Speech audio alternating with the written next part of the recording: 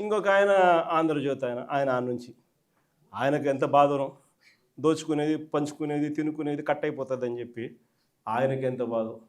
వైఎస్ఆర్సీపీ శ్రేణులందరి మీద అన్యాయమైన మాటలు, దుర్మార్గమైన మాటలు మాట్లాడతారు. అసలు నిజం చెప్పాలంటే నేను ఇదే రాధాకృష్ణకి చెప్తా ఉండ, నువ్వు అన్న మాటలు రేపొద్దున మా ప్రభుత్వం వచ్చినాక నిన్ను తిప్పని స్టేషన్ చెప్పకూడదు. వైఎస్ఆర్సీపీ శ్రేణులను వైఎస్ఆర్సీపీ కార్యకర్తల భార్యలంటే నీకు అంత అలుసుగా కనిపిస్తుందా రాధాకృష్ణ అని చెప్పి నేను చెప్తాను.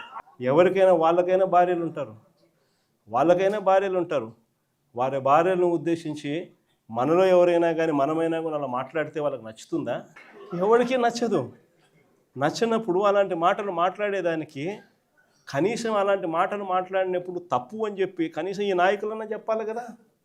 ఈ చంద్రబాబు నాయుడు చెప్పడు, ఈ లోకేష్ చెప్పడు, ఇలా దత్తపుత్రుడు చెప్పడు.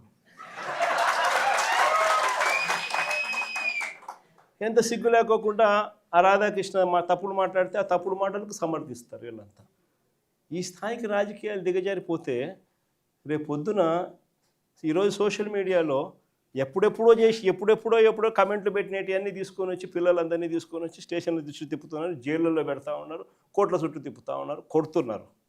ఇదే రేపొద్దున ఆంధ్రజ్యోతి రాధాకృష్ణ కూడా రేపొద్దున ఇదే జరుగుతుందని ఖచ్చితంగా చెప్తా ఉన్నాను.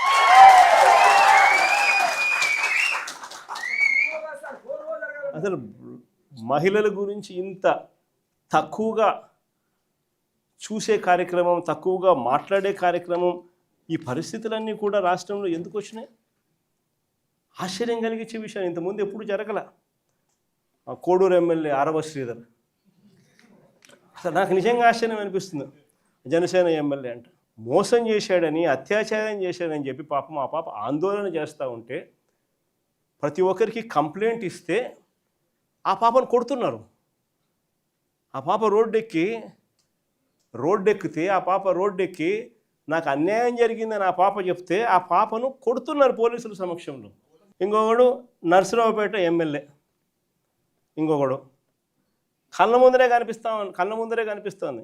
ఎస్పీ ఆఫీసుకి పోయి బాత్రూమ్లోకి పోయి డోర్ గడేసుకుంటాను. అసలు ఎస్పీ ఆఫీస్లోకి పోవడం ఏంది, బాత్రూమ్లోకి పోయి నువ్వు డోర్ గడేసుకోవడం ఏంది, డోర్ గడేసుకొని నువ్వు స్ట్రైక్ చేయడం ఏంది? అసలు దానికి చంద్రబాబు నాయుడు పంచాయతీ చేస్తాడు.